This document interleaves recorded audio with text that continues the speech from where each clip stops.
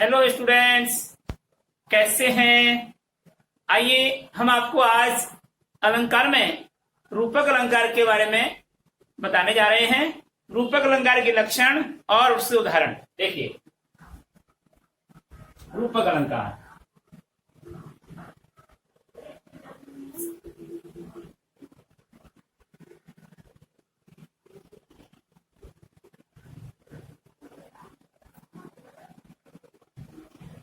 रूपक अलंकार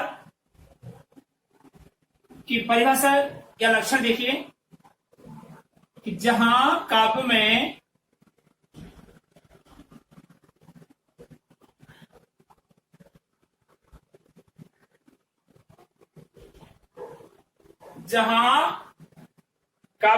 गुण की अत्यंतता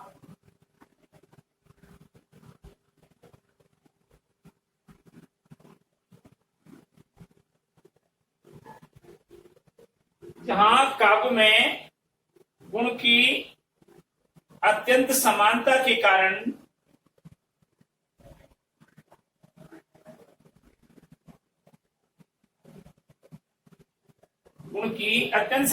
कारण उपमेय पर उपमान का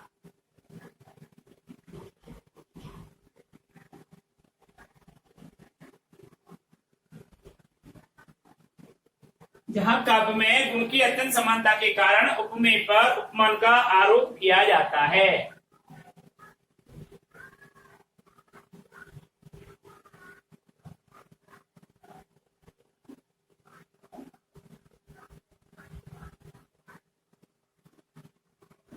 आरोप किया जाता है वहां रूपक अलंकार कहलाता है या उसे रूपक अलंकार कहते हैं।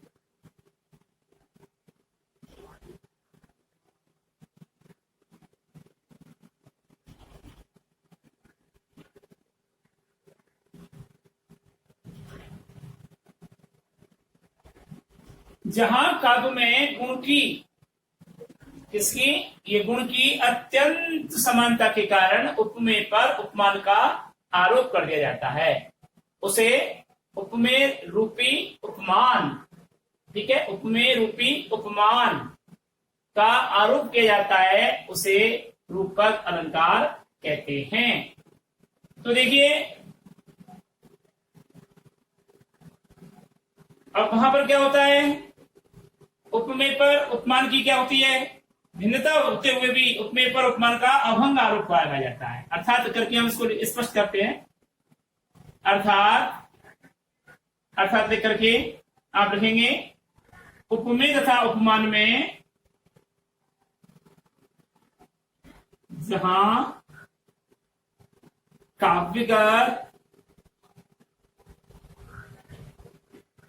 उपमेय तथा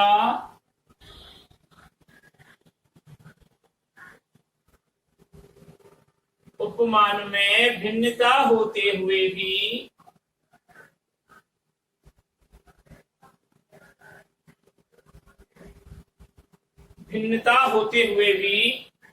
उपमेय पर उपमान का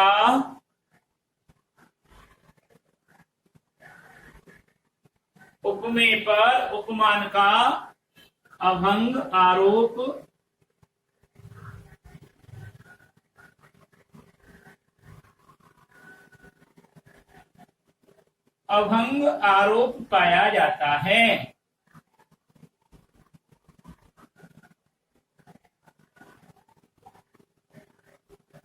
उसे रूपक अलंकार कहते हैं।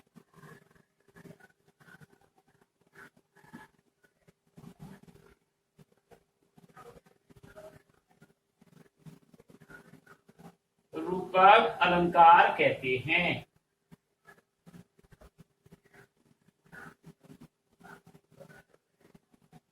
अभंग आरोप पाया जाता है, उसे रूपक अलंकार कहते हैं।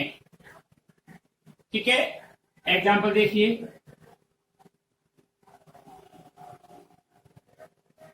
एक रूपक अलंकार के बारे में एक विशेष बात और,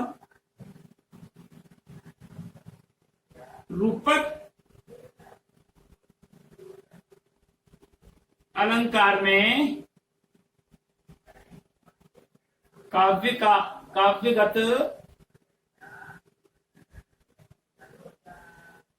अर्थ में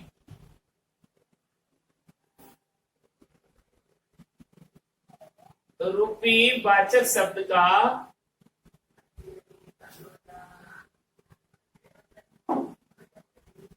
प्रयोग समाहित होता है।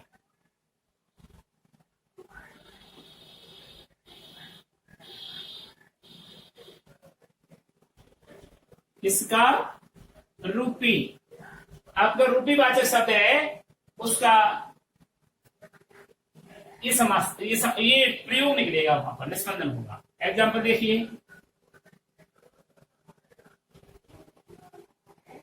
मैया मैं तो चंद्र खिलौना ली हूं। मैया मैं तो चंद्र खिलौना ली हूं।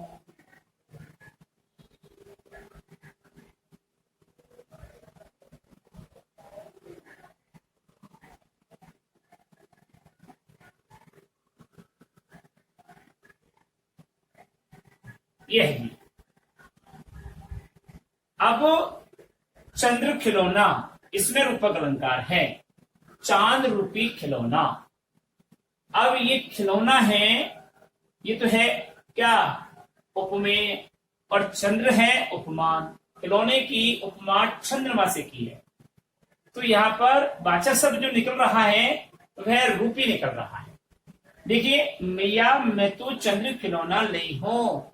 सूरदास जी कहते हैं कि बालक कृष्ण चंद्रमा को देखते हुए यशोमती माता से जिद पर अड़े हुए हैं और कह रहे हैं कि हे माँ, मैं तो इस चांद रूपी खिलौने को ही लूंगा। तो यहाँ पर रूपक अलंकार की उत्पत्ति हो रही है, क्योंकि रूपी वाचक शब्द की यहाँ पर व्युत्पत्ति है।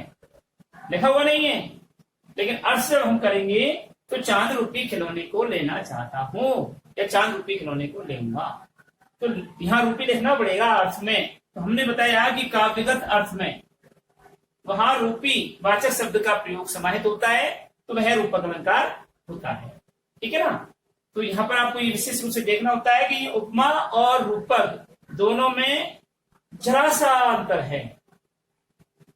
वहां उपमेय पर उपमान मान लिया जाता है, यानी उपमान और उपमेय दोनों को एक समान मान लिया जाता है वहां तो। और यहाँ पर क्या होता है, अभंग आरोप किया जाता है, यानी एक जैसे ही लगते हैं लेकिन रूपी का निस्पंदन होना वहां पाया जाता है। इसलिए यहाँ पर ये रूपक में और उपमा में माइनर भेद है, कहने का मतलब अंतर है, जो जरा सा अंतर है, और वह इस उपमेय और उपमान के माध्यम से आप समझ पाएंगे कि वहां पर रूपी का निस्पंदन हो रहा है वाचक शब्द का, और वहां सा से सम समान के समान इस प्रकार के सरस आदि वाचक शब्दों का प्रयोग होता है उपमा में, और इसमें होता है रूपी का। वहां स्पष्ट लिखे हुए होते हैं उदाहरण में, यहाँ स्पष्ट लिखा हुआ नहीं होता, अर्थगत समाहित होता है। ठीक है ना। तो ये चीज देखने को होती है। दूसरा उदाहरण लिख लीजिए। अब चाहे तो इसका स्पष्टीकरण लिख दें, तो देखिए स्पष्टीकरण,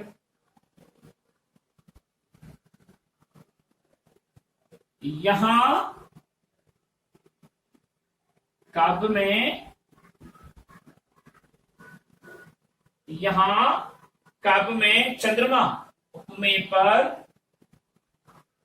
चंद्रमा कौन है, उपमेय, चंद्रमा उपमेय पर खिलौना, खिलौना यहां पर क्या है, उपमान,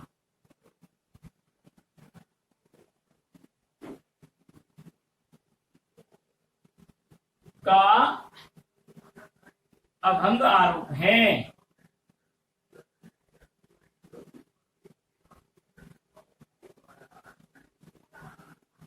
अभंग आरोप है। ठीक है। दूसरा उदाहरण देखिए, नंबर दूसरा उदाहरण है कि चरण कमल बंधु हरिराई,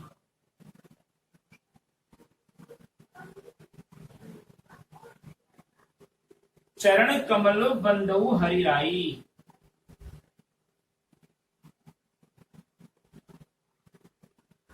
अब आप कहेंगे साहब यहाँ पर तो अनुप्रास अलंकार भी हो सकता है। कैसे हो सकता है कि यहाँ पर रे रे वर्ण बार बार आ रहे हैं, इसलिए यहाँ पर अनुप्रास अलंकार हो सकता है। ठीक है, हो सकता है, लेकिन ये कौन है? अनुप्रास अलंकार आपको हर काव्य की पंक्ति में मिल जाएगा। जो भी अलंकार आपको पढ़ाया जा रहा है उसमें अनुप्रास अलंकार मिल जाएगा, क्योंकि वर्णों की बार बार आवृत्ति जहां होती है वह अनुप्रास अलंकार होता है। जहां एक वर्ण की बार बार आवृत्ति होती है वहां तो हर पंक्ति में एक वर्ण की पुनरावृत्ति हो ही जाती है, अर्थात 2 बार तो आ ही जाता है, तो वहां अनुप्रास अलंकार होना ही है। अगर एक से अधिक अनुप्रास अलंकार, एक से अधिक अलंकारों के बारे में जानना चाहता है एग्जामिनर, तो आपको लिखना है कि यहाँ पर अहम रूप से ये अलंकार है और गौण रूप से ये अलंकारों का प्रयोग किया गया है। तो इस प्रकार से यहाँ पर आया चरण कमल बंदो हरिराई, यानी इसका स्पष्टीकरण करते समय हम देखेंगे कि यहाँ चरण रूपी कमल, क्या अब यहाँ उल्टा आ गया, कमल रूपी चरण, तो यहाँ पर चरण कमल आएगा, तो यहाँ पर क्या हो गया, कमल रूपी चरणों की, श्री हरि के कमल रूपी चरणों की मैं वंदना करता हूं। तो यहाँ पर कमल क्या है? उपमान है। चरण क्या है? उपमेय है।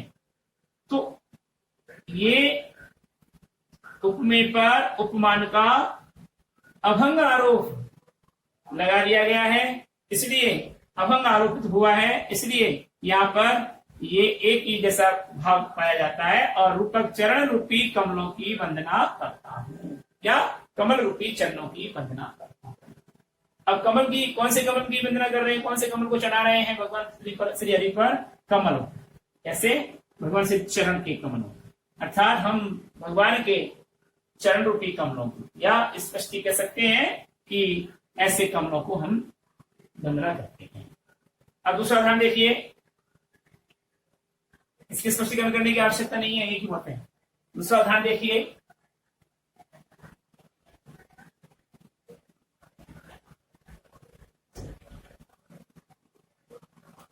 उदित उदयगिरी मंच पर, ये बहुत इंपॉर्टेंट उदाहरण है, कई बार एग्जाम में आ चुका है। तो देखिए तीसरा उदाहरण इसको कहते हैं आप, इसको दूसरा, उदित उदयगिरी, उदित उदयगिरी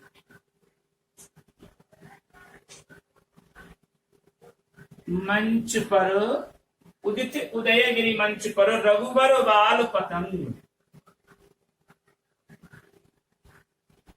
रघुबर बाल पतंग।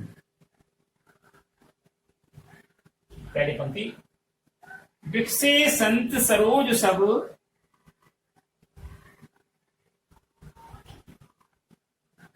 विकसे संत सरोज सब,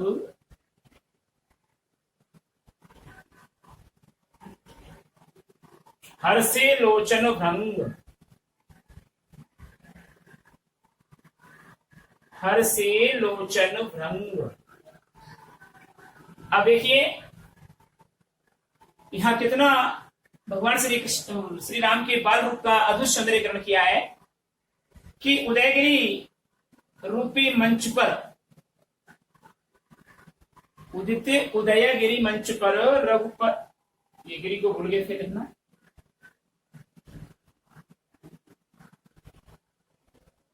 उदित उदयगिरी मंच पर रघुवर बाल पतंग।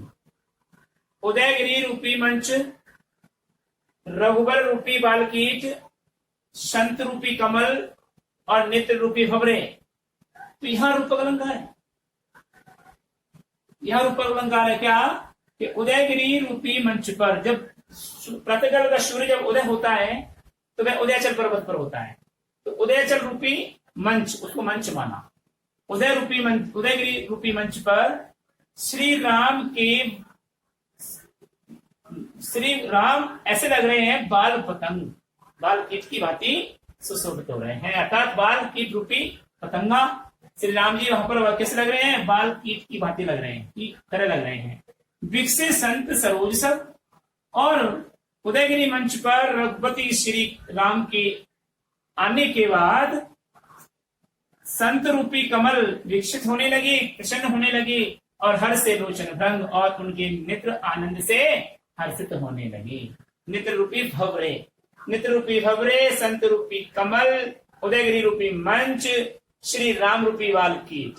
तो उदयगिरी रूपी मंच पर श्री राम रूपी बाल सूर्य के उदय होने से संत रूपी सरोज विकसित होने लगे और नेत्र रूपी भवरे प्रसन्नता दिखाने लगे। इस प्रकार से हम आपको इसके बारे में डिटेल में बताते हैं।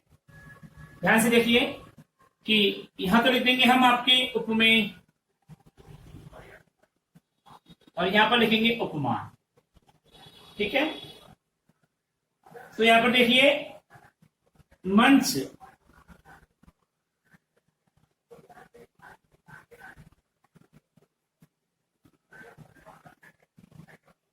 उपमेय है और उदयगिरी पर्वत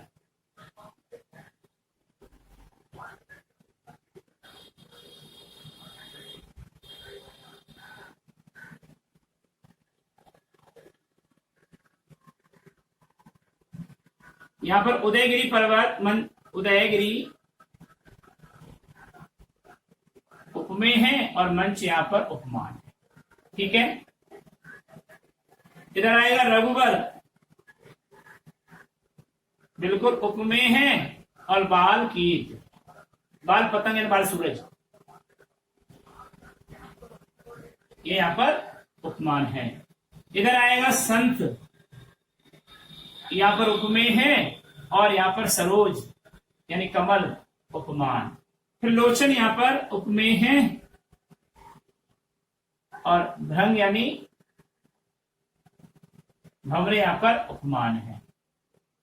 उदय रूपी मंच, श्री राम रूपी वालसूर्य, संत रूपी कमल और नेत्र रूपी भंवरे, ये इस प्रकार से उपमेय पर उपमान का अभंग आरोप किया जाता है। बहुत ही अच्छा उदाहरण है, 3 बार बोर्ड की परीक्षा ला चुका है, कॉम्पिटिशन में भी पूछा जाता है, इसलिए आप इसको अवश्य देखें।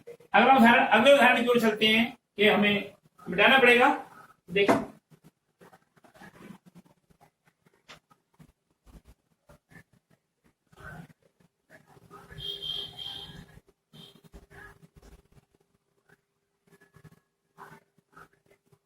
तो आइए, बीती विभारी जागरी, अगला चौथा उदाहरण।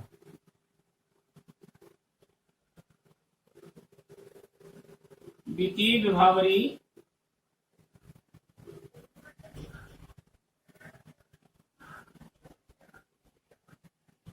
जागरी, अंबर पनघट में डूब रही, तारा घट उषा नागरी।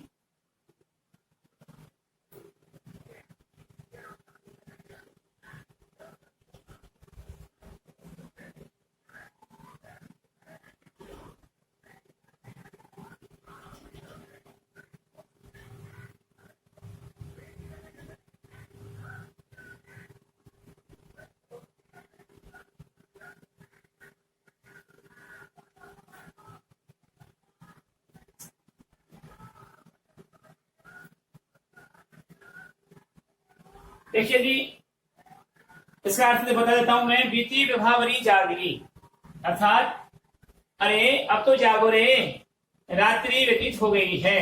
कैसे पता चला कि अंबर पन घट में डुबो रही, तारा घट उषा नागरी।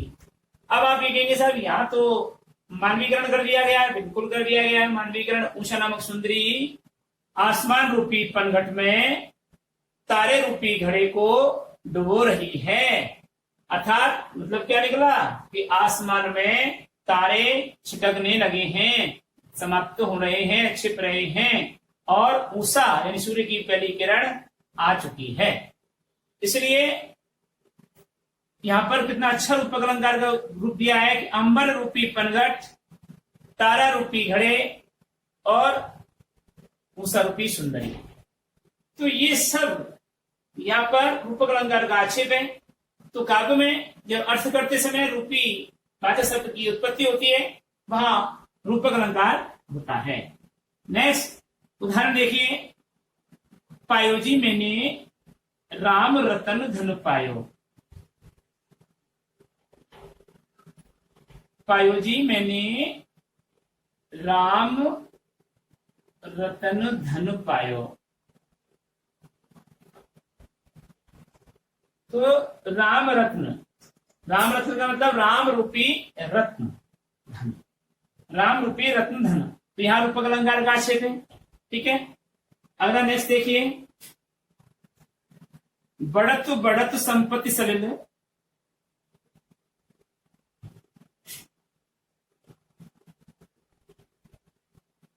संपत्ति सलिल मन सरोज बढ़ जाए।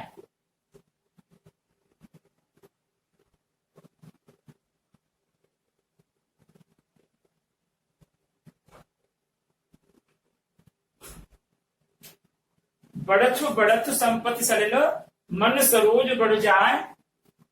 अब देखिए, अब आप कहेंगे साहब यहां भी पुनरुक्ति प्रकाश अलंकार है, बिल्कुल है, लेकिन गौण रूप से। आप कहेंगे सर यहाँ अनुप्रास अलंकार है, बिल्कुल है, लेकिन गौण रूप से। मैंने आपको ये बताया ही नहीं कि एक काव्य में एक पंक्ति में एक ही अलंकार होता है। हमने कहा कि कौन सा अलंकार है, तो आपको एक अलंकार की बताना है, और वो भी अहम। अब यहाँ पर रूपक अलंकार की उत्पत्ति अहम रूप से होती है। कैसे होती है कि संपत्ति रूपी पानी, मन रूपी कमल। ठीक है, जैसे जैसे मनुष्य के जीवन में धन बढ़ता है तो उसका मन प्रसन्न होता चला जाता है। तो जैसे जैसे दलदल में पानी बढ़ता रहता है वैसे वैसे कमल खिल उठता है। तो उसी प्रकार से संपत्ति रूपी पानी और मन रूपी कमल, जब धन बढ़ेगा तो संपत्ति बढ़ेगी तो मन प्रसन्न हो जाएगा, दलदल में पानी बढ़ेगा तो कमल प्रसन्न हो जाएगा, बढ़ता चला जाएगा। तो बढ़त बढ़त संपत्ति सलिल मन सरोज बढ़ जाए। अब बढ़त बढ़त में बढ़त बढ़त वर्ण बार बार आ रहे हैं, इधर भी बढ़ बार बार आ रहे हैं, सलिल का लय बार बार आ रहा है। तो साहब यहाँ अनुप्रास अलंकार भी कह सकते हैं, बिल्कुल कह सकते हैं आप, लेकिन आपको स्पष्टीकरण करना पड़ेगा कि यहाँ बार बार इन वर्णों की आवृत्ति हुई है, इसलिए यहाँ अलंकार अनुप्रास अलंकार है। और यहाँ संपत्ति रूपी पानी और मन रूपी सरोज, इनकी व्युत्पत्ति होने के कारण, रूपक वाचक रूपी वाचक शब्द की व्युत्पत्ति होने के कारण यहाँ पर रूपक अलंकार का आक्षेप किया गया है। तो ये आपको देखना पड़ेगा, क्योंकि यहाँ क्या है, हमारी पुनरुक्ति प्रकाश अलंकार है ही नहीं, उसको तो हम इग्नोर करेंगे, लेकिन आप अनुप्रास अलंकार को यहाँ पर अवश्य लिख सकते हैं। ठीक है, तो ये रूपक अलंकार का बहुत ही अच्छा उदाहरण था। आगे आवत जात, अगला उदाहरण देखिए, आवत जात कुंज की गलियन। आवत जात कुंज की गलियन,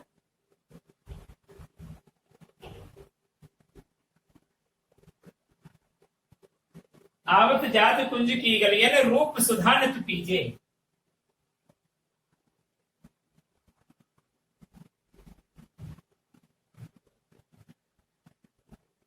सूरज कहते हैं कि आते हुए जाते हुए आप ब्रज की कुंज गलियों में, कुंज गलियों के रूप रूपी सौंदर्य रूपी अमृत पान नित्य प्रतिदिन की करते हुए चले जाएंगे। अर्थात वहां पर सौंदर्य, सुंदरता का रूप पान करना है।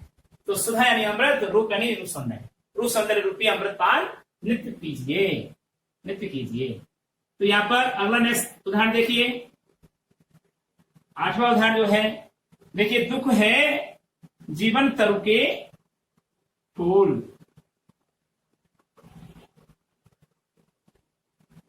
दुख है जीवन तरु के फूल।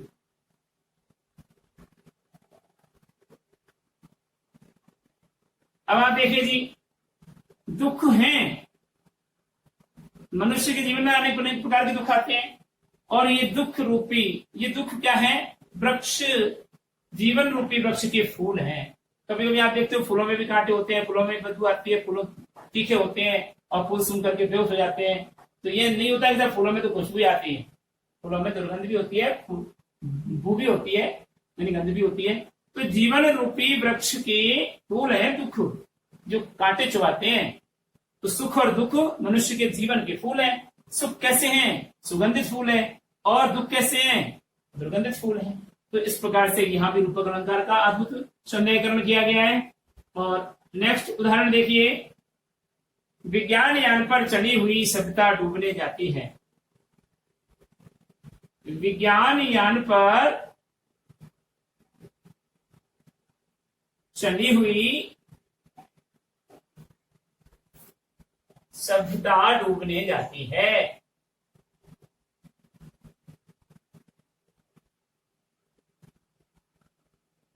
अब देखिए यहां पर विज्ञान रूपी यान, विज्ञान यान क्या है? विज्ञान रूपी यान पर चढ़ करके यह सभ्यता डूब रही है। विज्ञान हमारे लिए लाभकारी भी है तो विनाशकारी भी है ना।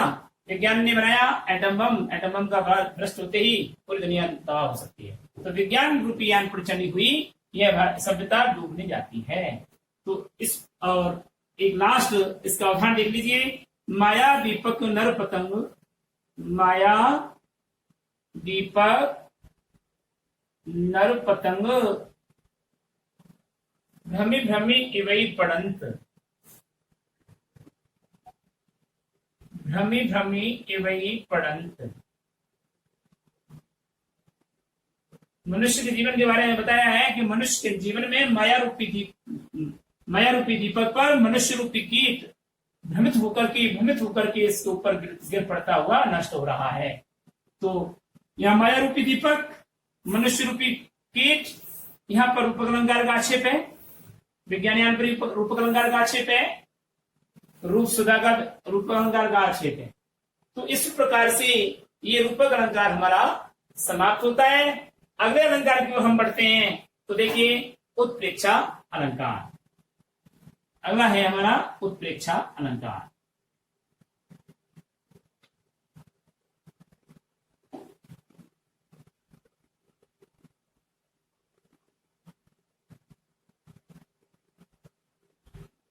उत्प्रेक्षा अलंकार में, रूपक अलंकार में और उपमा अलंकार में थोड़ा सा भेद है। बस अगर आपने ध्यान से इनको सुना है और पढ़ेंगे तो आप समझ भी सकते हैं।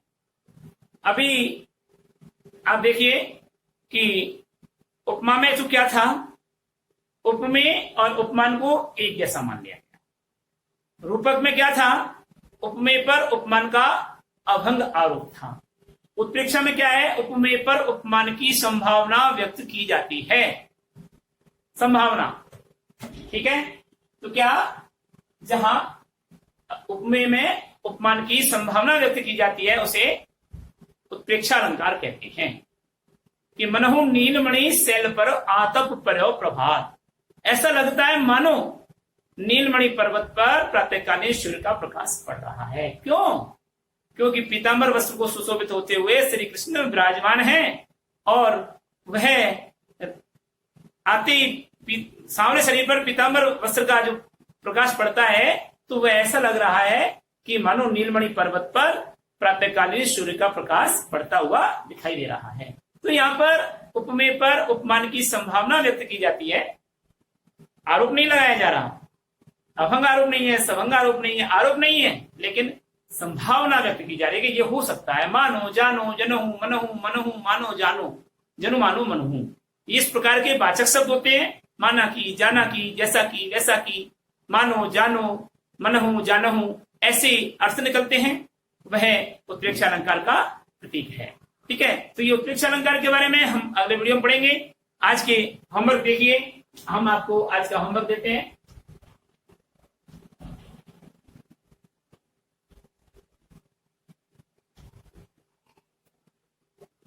क्वेश्चन नंबर 1, रूपक अलंकार के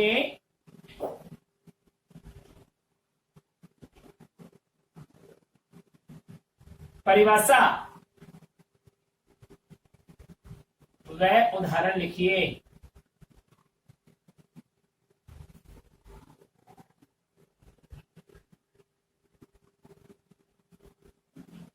क्वेश्चन नंबर 2 है,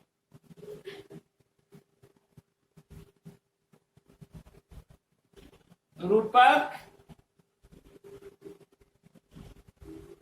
अलंकार में प्रयुक्त वाचक शब्द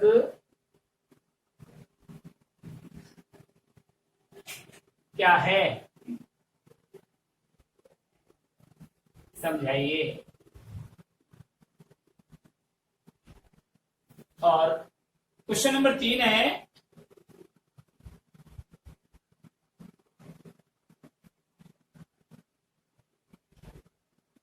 रूपक अलंकार के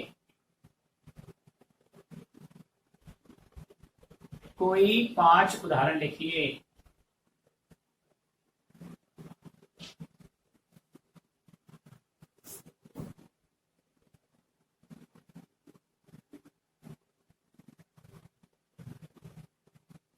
ये आपको आज का होमवर्क है, ये होमवर्क करना है और अगले वीडियो में हम आपको ले चलेंगे उत्प्रेक्षा अलंकार की ओर।